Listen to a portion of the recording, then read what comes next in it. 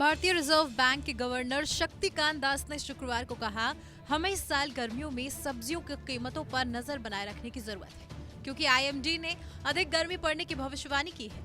वित्त वर्ष 2024 से 2025 की पहली द्विमासिक मौद्रिक नीति की घोषणा के बाद पत्रकारों के साथ बातचीत में दास ने कहा, आरबीआई का मुख्य उद्देश्य इन्फ्लेशन रेट को टिकाऊ आधार पर सरकार द्वारा निर्धारित 4% के लक्ष्य तक लाना है। आखिरी पड़ाव सबसे चुनौतीपूर्ण है। भारत मौसम विज्ञान विभाग यानी कि आईएमडी के देश के कई हिस्सों में साल जून तक लू चलने का पूर्वानुमान है। इसी से जुड़े सवालों पर दास ने कहा, हमें यह देखना होगा कि इसका उच्च तापमान विशेष रूप से खाद्य फसलों पर क्या असर पड़ता है। मैंने कुछ प्रमुख सब्जियों का उल्लेख भी किया, हालांकि उन्हें गेहूं को लेकर कोई समस्या नहीं होने का भरोसा जताया और कहा, अधिकतर कटाई पूरी हो चुकी है। गवर्नर ने कहा, गेहूं को लेकर ऐसी कोई चिंता नहीं है, लेकिन सब्जियों की कीमतों पर नजर रखनी होगी और लू के कई अन्य प्रभाव हो सकते हैं। डिप्टी गवर्नर माइकल पात्रा ने कहा, खाद्य इन्फ्लेशन हाल के दिनों में अत्यधिक अस्थिर रहा और इसे बढ़ाने वाले कारक लगातार बदलते रहते हैं।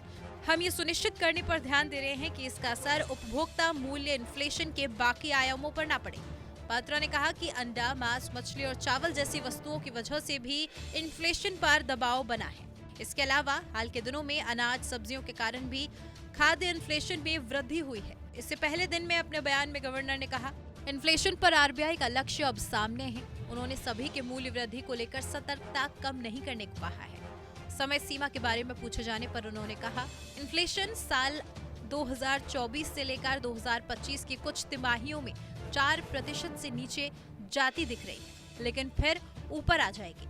उन्होंने कहा कि इन्फ्लेशन कम हो रहा है और जीडीपी वृद्धि वर्तमान में मजबूत है। हालांकि आरबीआई अगले दशक में वित्तीय क्षेत्र की स्थिरता पर ध्यान केंद्रित करेगा। दास ने कहा कि मौद्रिक नीति समिति ने इन्फ्लेशन को तय लक्ष्य पर लाने पर ध्यान केंद्रित किया है और इसे वहां तक लाने का काम अभी पूरा नहीं हुआ है। नमस्कार, मैं हूं मानक गुप्ता।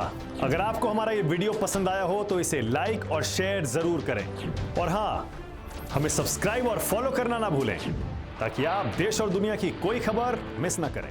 तो जुड़े रहिए हमारे साथ और देखते रहिए न्यूज़ 24।